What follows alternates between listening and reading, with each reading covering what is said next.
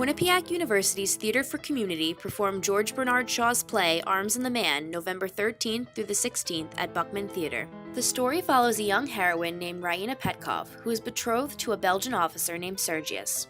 However, Raina begins to question her engagement when she meets Captain Blunchley, a Serbian soldier who climbs in her bedroom window for safety. Freshman Ryan Sheehan, who plays Blunchley, describes the captain as being more pragmatic than other characters. In a way, Captain Blunchley is the enemy of the show, but he's also the protagonist.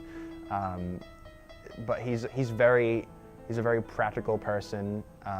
He sees past all the romanticism of war. People like the Petkovs, Raina, Major Petkov, Sergius especially, they all kind of look at war as this romantic, very like a fairy tale almost. Sophomore Christina Comizio's character Raina has the complete opposite way of thinking. Smart girl, very smart, beautiful, and in love with the idea of romance, in love with love, in love with the idea of war and the romanticism of it. The beliefs of these two characters help explain Shaw's main theme of the show. Shaw is poking fun at the romanticization of war in this play, and he's also poking fun at a kind of romanticization of love. Captain Blunchley opens Raina's eyes to the reality of war, causing the uncertainty of her feelings. She was supposed to marry one guy and falls in love with the other. Comizio had to take this into consideration when portraying Raina's fickle attitude.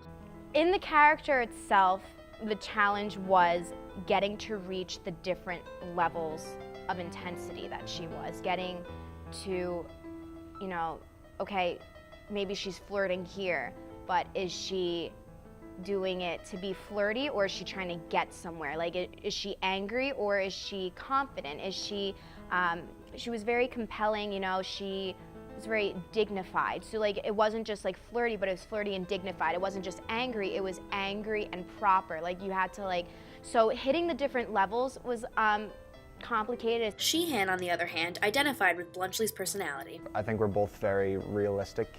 I think of myself as a very realistic, very practical person, so I think we related in that way.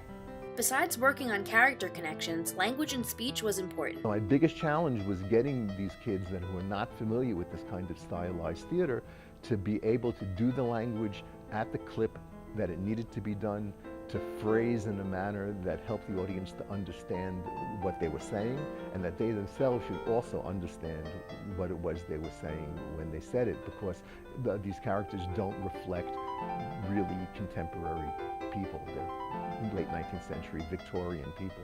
Professor of Drama at Quinnipiac, Moira Malone, was brought in to help with this unique challenge. I was the voice and diction coach, so I was charged with three things: making sure that all of the students could be heard, making sure that all of the students could be understood, and making sure that all students had a standard American accent.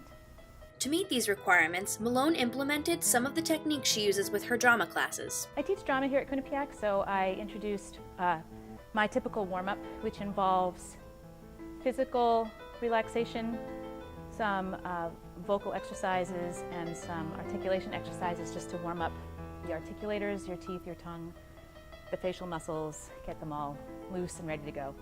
A large amount of preparation like this goes into any production, but for Arms, time was limited. We had about 3.5 weeks to work, and I tried to impress on the cast the fact that we had a very short period of time. Despite the time crunch, the beauty and humor of the show was not lost on Sheehan. As the rehearsal process went on, and we started to really realize our characters, and the show really started to develop, I started to realize, it was actually a really funny show, and it was actually a really interesting show, and the story behind it. Overall, the cast worked hard and hoped the audience took as much away from Arms and the Man as they did. I would hope that they took from it the beauty that it turned into, how we were able to take something from a piece of paper, like in a book, and really turn it into something spectacular.